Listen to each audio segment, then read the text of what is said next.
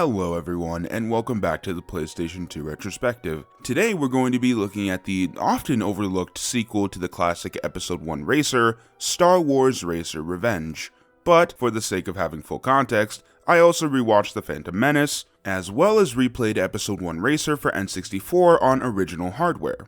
And, for transparency's sake, I am playing Revenge through the PS4 port, which is just a software emulation of the original PlayStation 2 release. So there's no difference between them whatsoever, despite one being output at 1080p. But before we get to Racer Revenge, I keep fucking stopping this video. I at least have to mention the original Episode 1 Racer, which, for all intents and purposes, is a classic. The balancing act of maintaining your boost as well as your ship's health on top of maneuvering these different landscapes is amazing in and of itself. But the speed... I feel like LucasArts had it down to a science. As other YouTubers have pointed out, such as LGR, the game wasn't too fast to where nobody could control it properly or even understand what's going on screen, but it wasn't too slow either to make this line by Qui-Gon seem inaccurate. You must have Jedi reflexes if you race bots. It was just enough so that it's a fun time, while simultaneously forcing the player to stay on their toes, more so than any other racing game that I've personally played. Maybe Wipeout would fit, but I've never played it, so it doesn't exist. Even though it only plays during the final lap, the John Williams score fits right at home as Anakin zips through places like Ando Prime, Tatooine, Mon Gaza, and Aquilarius, amongst others. So, with all that being said, remember, I like this game. I do think that it can be a bit tedious, though.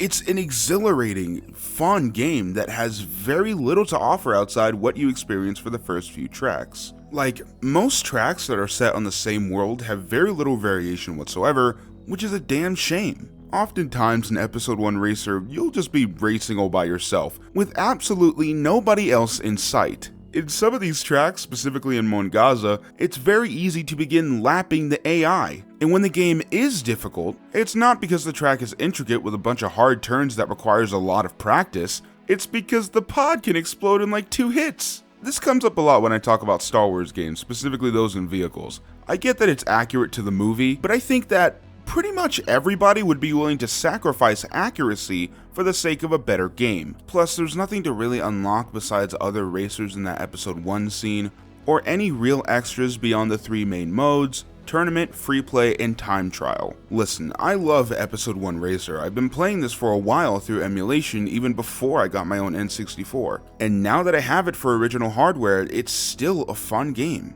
It's just one that I can only play for about an hour or so at a time.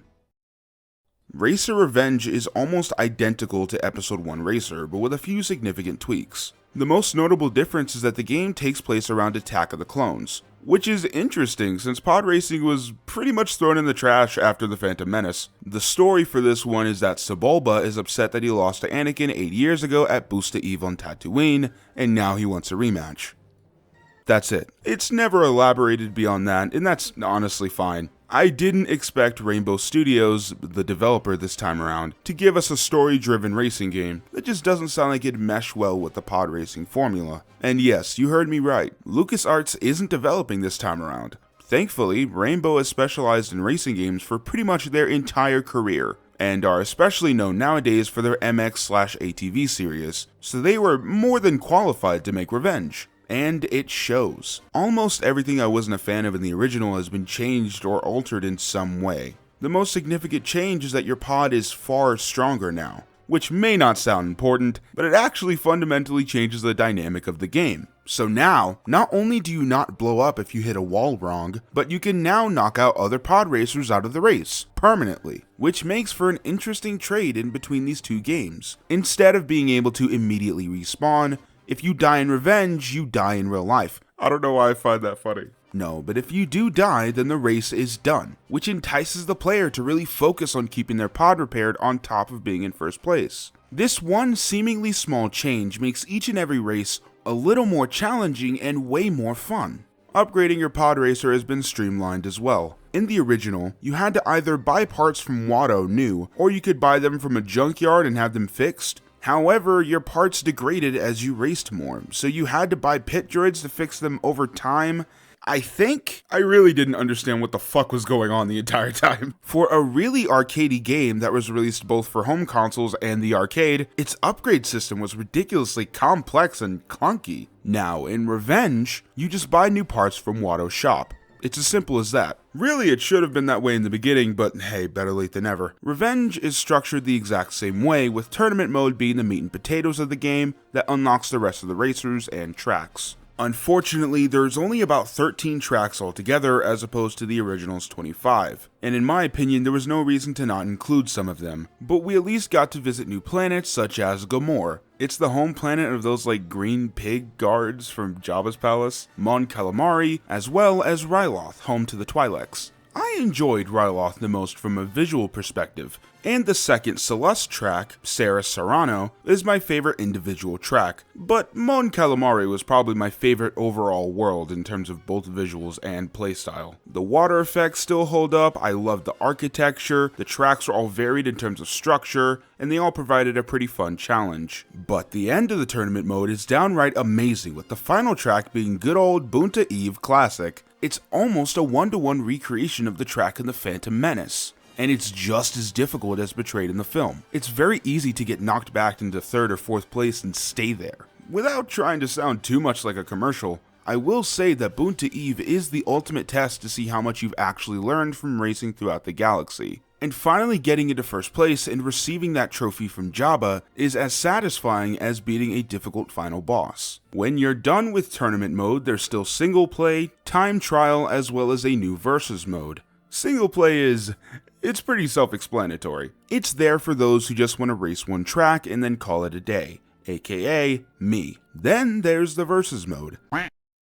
Pizza Mom's been pretty busy, so I actually haven't had a chance to try that out. And I've never really liked time trials, they just don't really appeal to me. But if you're trying to unlock the extra characters, then doing what you can to beat your best time would probably be a good idea. Yes, in Racer Revenge, there's actually some pretty cool unlockable characters. So on top of unlocking all of the racers from the pod racing scene, you can unlock Sebulba and Anakin from the first game, Watto, Darth Maul, as well as Darth Vader. Now you do have to complete the tournament a couple of times, as well as achieve some goals in free play in order to unlock these characters, but the process doesn't seem too laborious. I've already unlocked Episode 1 Sebulba, who breaks the fucking game with how fast and strong he is, and was well on my way to unlocking young Anakin and Darth Maul, but I eventually got really bored. You see, racing games aren't really my comfort spot. I can only play them in really short bursts, Mario Kart included. So the fact that Racer Revenge got me to play almost an entire day's worth of races is pretty impressive. And now, the final question that some of you are thinking, when will this video end? But then there's the other question that people are asking, which is, which game is better, Episode 1 Racer or Racer Revenge? While I got far more playtime out of Revenge, I constantly found myself booting up Racer. One is a test of skill that has tons of payoff, while the other is more arcadey and lighthearted, but is sometimes a test of patience. So yeah, I'm gonna go with the wishy-washy answer and say that neither game is really quote-unquote better. They both succeed at recreating that well-known scene from Episode 1.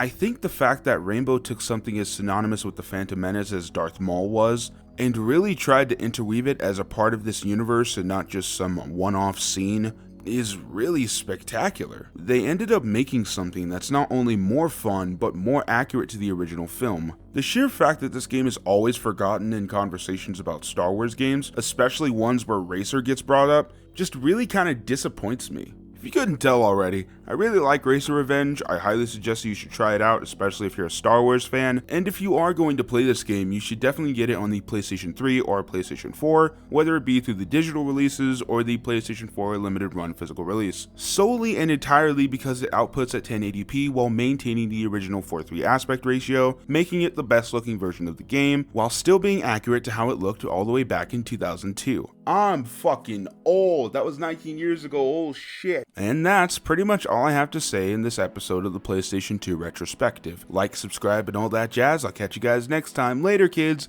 Have a good night.